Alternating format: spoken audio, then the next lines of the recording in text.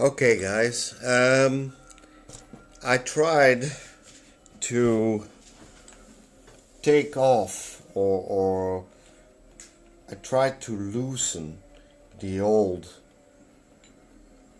tube socket by pinching together the little rivet at the back of the tube socket, but actually that didn't work out quite well.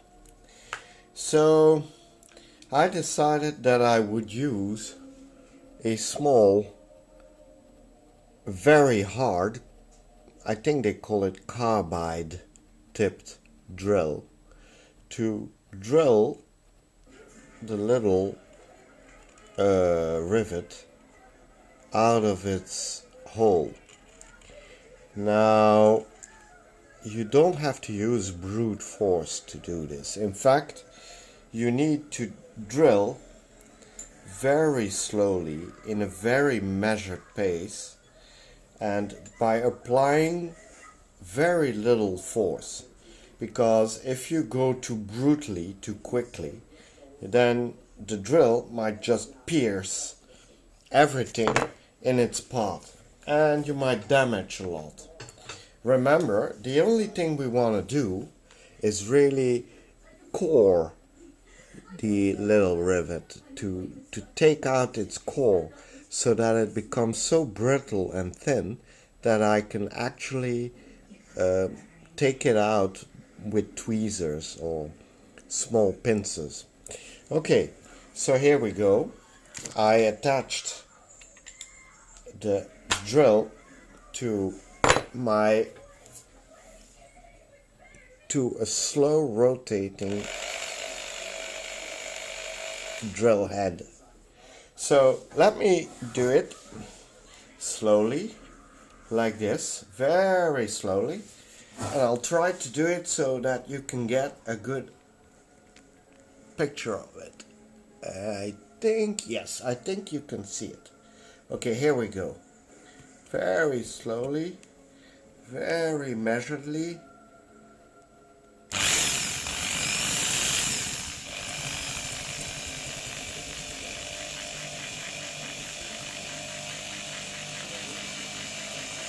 You see, oh, that's not good.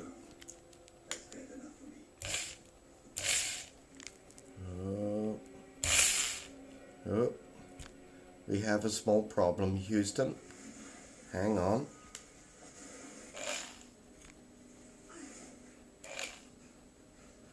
Oh, this is not good.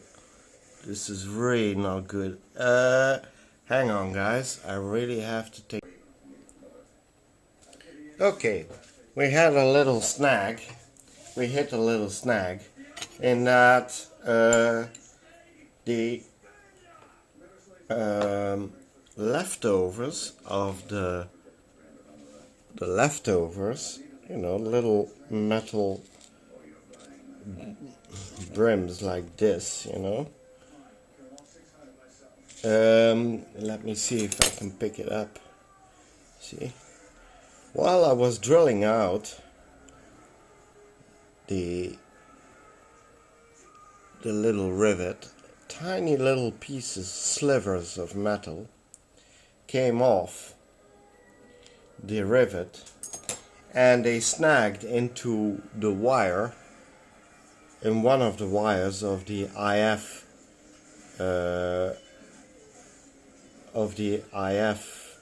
spool or coil, and actually broke the wire in two. But as it turns out, it's a sort of a mixed blessing. It's bad on the one hand that it happened, but on the other hand, it also shortened the wire a little bit, which might be beneficial to me in the end. I can't tell exactly, but I think I can fix it. I think it's no problem at all.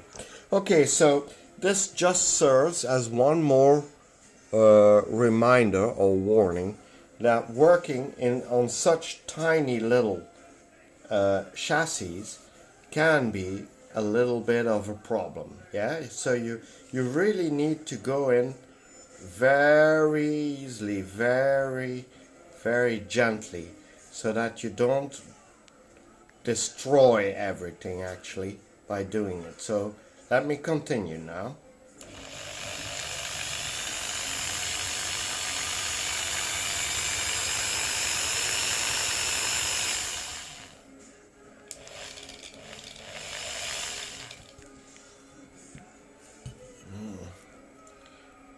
It's tougher than it looks, you know. So take it easy.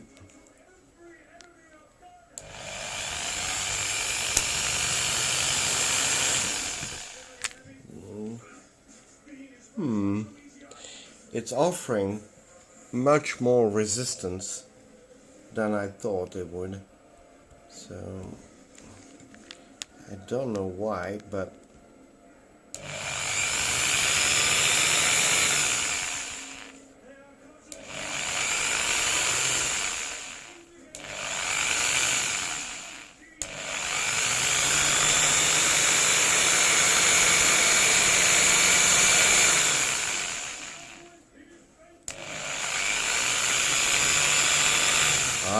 there you go.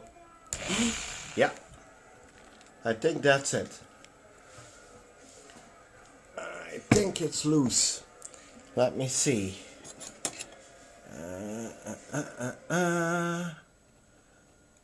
It should come loose, I think.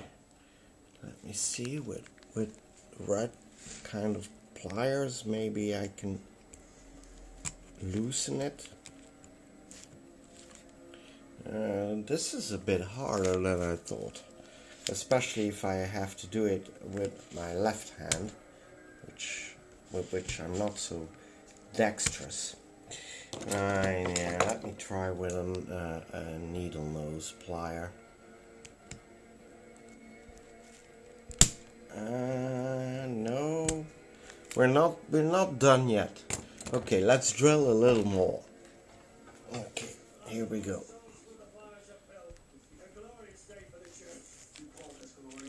Okie dokie. Slowly, measured pace.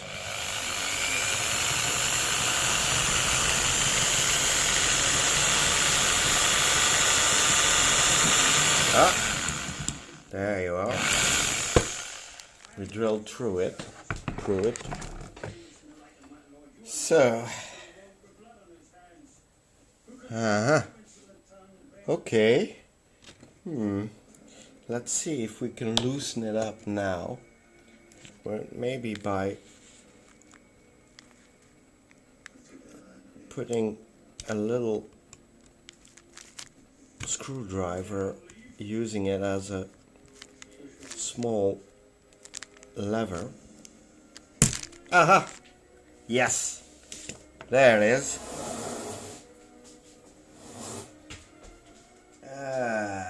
It fell on the ground.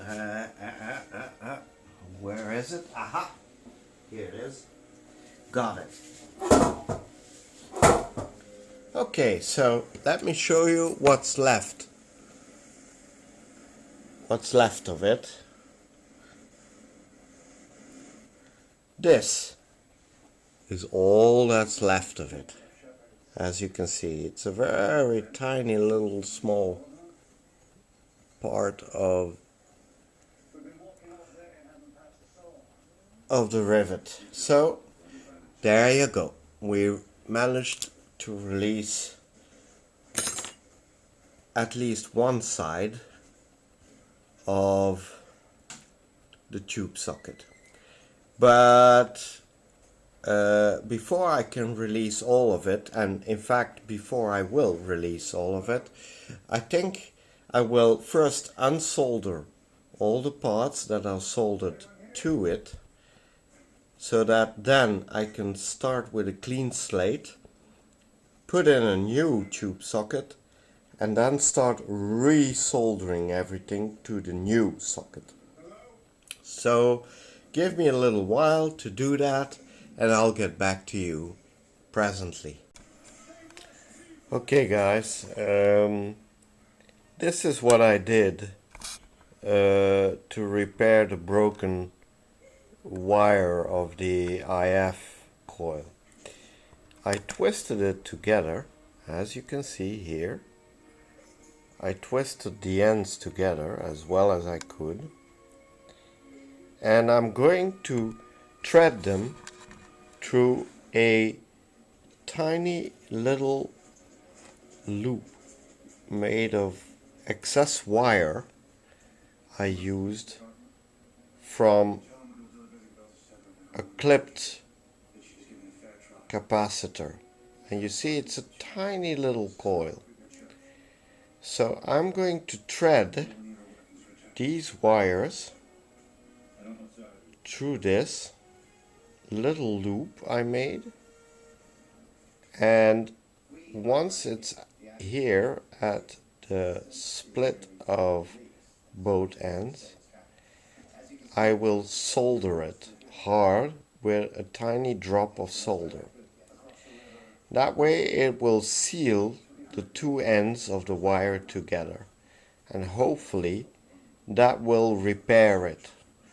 Now I have no clue whether that will work or not, but right now that's the only possibility I have of repairing it.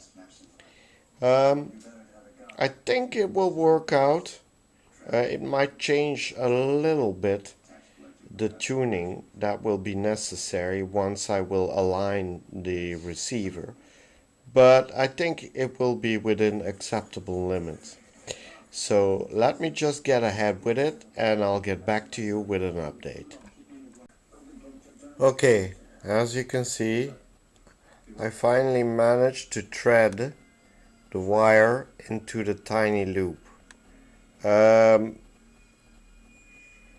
I can imagine somebody repairing watches and all that, or making tiny little jewels, often swearing while they are doing so, because I can tell you, to thread tiny little wires like these through a tiny little loop like that, well, it did require quite a few tries until I got it right. So anyway, there it is.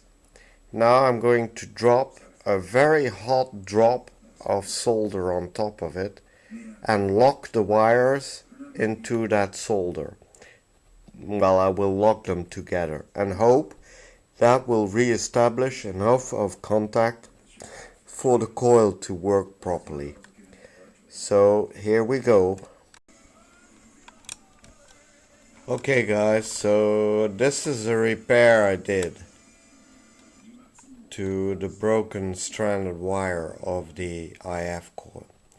It looks a little bit charred, but really it's okay. The charring you see is from the lacquer on the wires, but actually the wires melted together pretty well.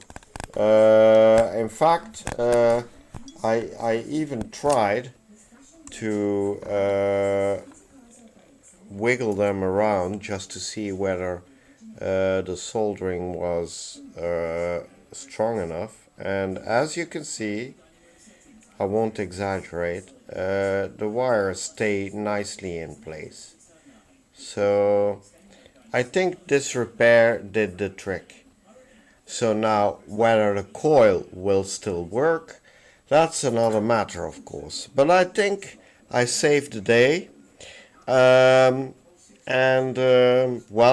the lesson is, if and when you work close to such delicate parts like these tiny little stranded wires like these, well, you really need to take a lot of precautions, because if you break them, repairing them is hell. Anyway, this wasn't exactly what I hoped to do tonight. I'll see if I can do anything else, but I have to go and sleep soon, because tomorrow I have to go to work. So I think I'll leave this update for what it is now, and I'll continue tomorrow.